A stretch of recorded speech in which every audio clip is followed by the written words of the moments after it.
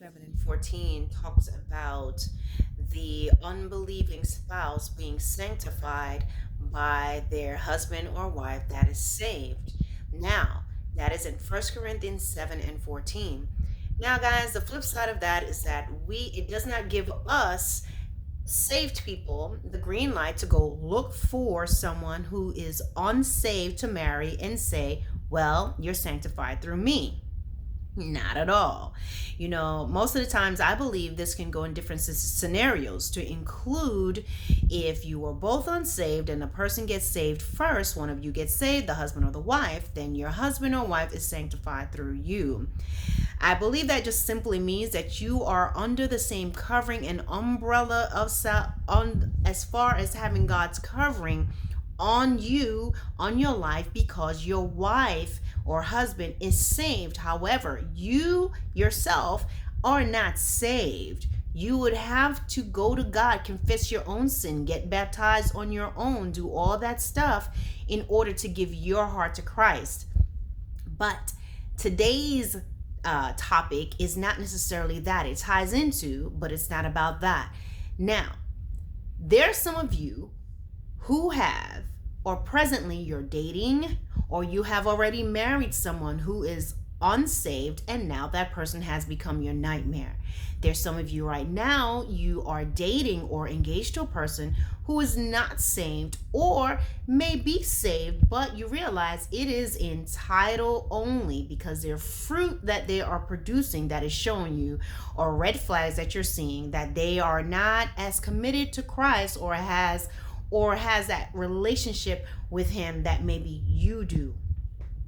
Do not be fooled into thinking that, well, I'm going to marry this person and they will change.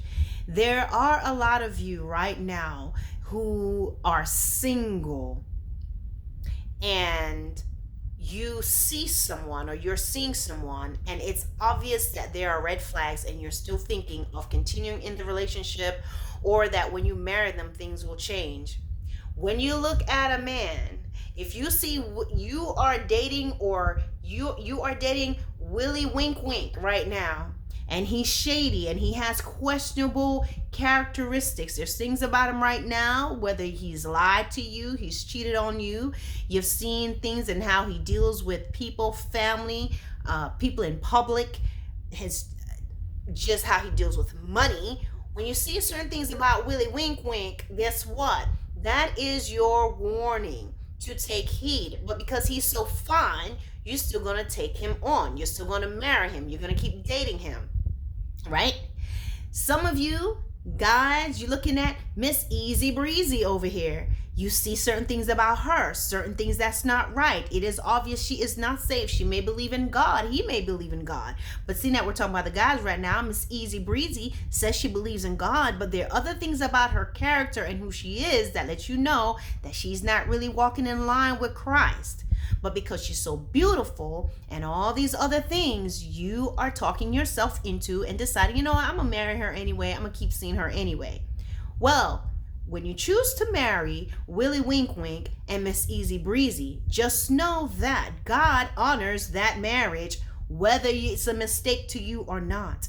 He may try to tell you, don't marry. He will show you things, man or woman of God. He's going to open your eyes so you can see certain things. You're not going to just be fooled, right?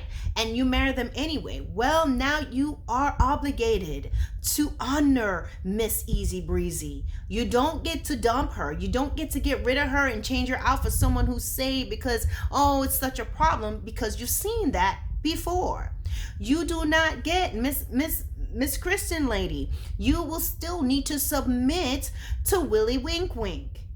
You will still need to submit to your husband. You don't get to change your mind about him because now you married him and you're saying, oh, you saw it before, but you chose to. So you are still held accountable and you are still expected by Christ to follow those godly principles with your husband. You may say, well, I got to follow him as he follows Christ. Well, keep praying that he does follow Christ, that he'll eventually follow Christ. But for right now, you will submit to him.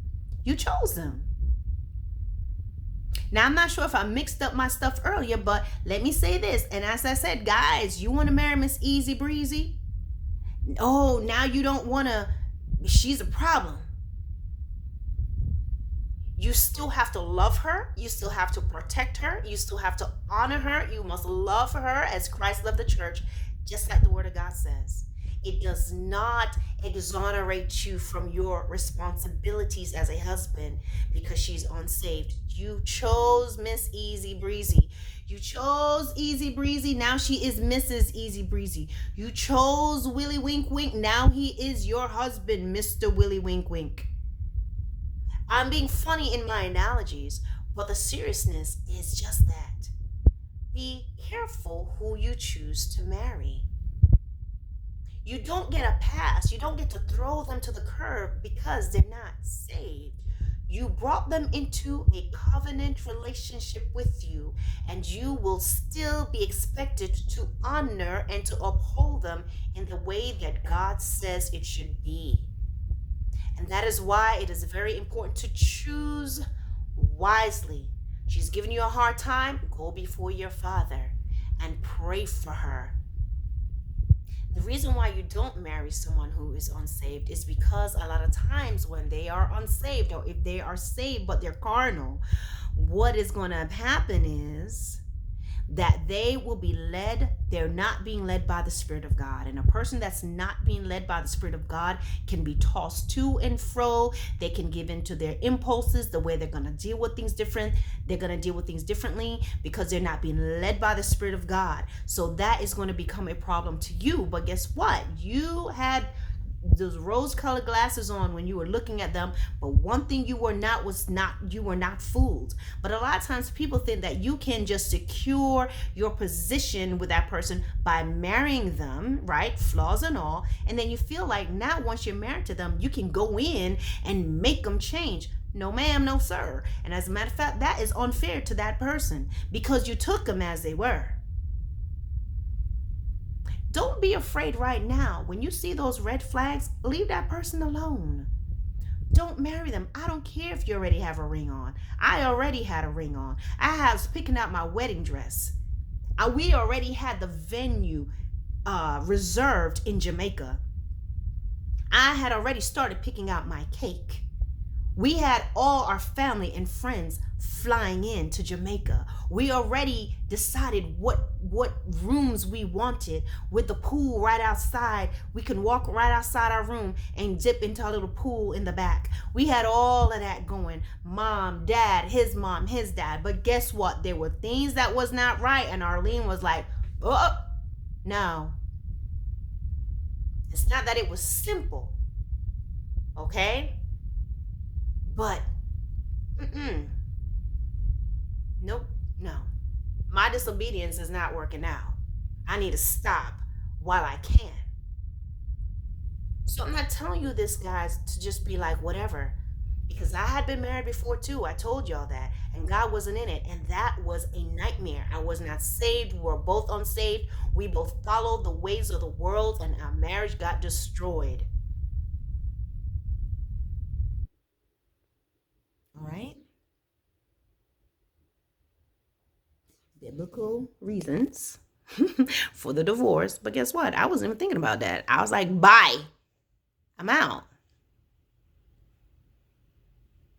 So what am I learning now? Do things God's way.